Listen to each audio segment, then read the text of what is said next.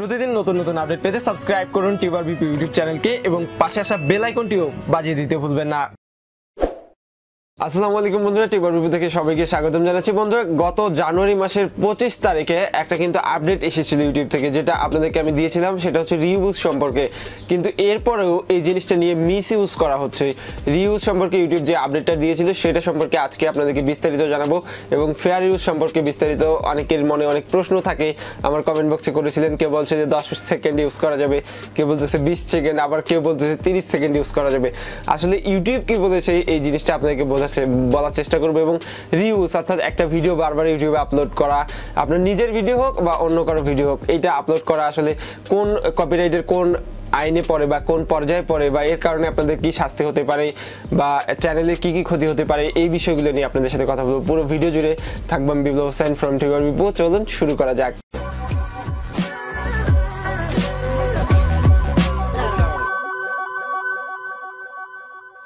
আমাদের প্রত্যেক ইউটিউবারের কিন্তু একটা ভয়ই থাকে, সেটা হচ্ছে কপিরাইট বা রিউজ, যেটাকে ইউটিউব বলে যে রিউজ মানে পুনরায়, মানে পুনরায় বারবার ইউজ করা একটা ফুটেজ বা একটা ভিডিও ইউটিউবে, এই ধরনের কথাগুলো কিন্তু বোঝানো হয়। কিন্তু এখানে ম্যানুয়ালি আমরা যদি চিন্তা করি যে আমরা রিউজ কোথায় কোথায় করছি, হতে পারে অন্য কারো ভিডিও কপি করে আমরা ওইটাকে আবার আমাদের ভিডিওর সাথে জয়েন মেরে আপলোড করে দিচ্ছি।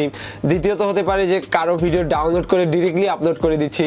তৃতীয়ত হতে পারে আমার নিজের কোনো ভিডিও আমি জাস্ট একটু কেটে এনে আমার পরবর্তী কোনো ভিডিওতে আবারও আপলোড করছি, বা একটা পুরো ভিডিও হালকা পাতলা এডিট করে কিন্তু আপলোড করে দিচ্ছি। আমি এরকম টেস্ট করে দেখেছি যে আমার একটা ভিডিও আমি যদি 10 মিনিটের একটা ভিডিও যদি ডাউনলোড করে 10.5 মিনিট করে দিই, বা 9 মিনিট 30 সেকেন্ড করে দিই, বা 9.5 মিনিট করে দিয়ে যদি ওরকমই আপলোড করি, কোনো কন্টেন্ট চেঞ্জ না করে, সামান্য একটু কালার গ্রেডিং পরিবর্তন করে আপলোড করলে কিন্তু ইউটিউব ডুপ্লিকেট ধরবে না ওটা, কিন্তু আপনি কিন্তু আপলোড করতে পারবেন। এর ফলে ইউটিউবে আপনি মনিটাইজেশন অন করেও ইনকাম করতে পারবেন একটা ভিডিও বারবার।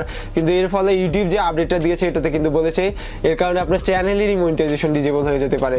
আপনারা দেখবেন যে কন্টেন্ট কমিউনিটি গাইডলাইনের বিরুদ্ধে চলে যাচ্ছে, আবার কপিরাইট কন্টেন্ট নিয়ে অনেকেই মনিটাইজ অন করে, কিন্তু এতে স্ট্রাইক আসতেছে না। কিন্তু চ্যানেলের মধ্যে যে স্ট্রাইক দিবে ইউটিউব, স্ট্রাইক কিন্তু দিচ্ছে না, ডিরেক্টলি মনিটাইজেশনই ডিজেবল করে দিচ্ছে।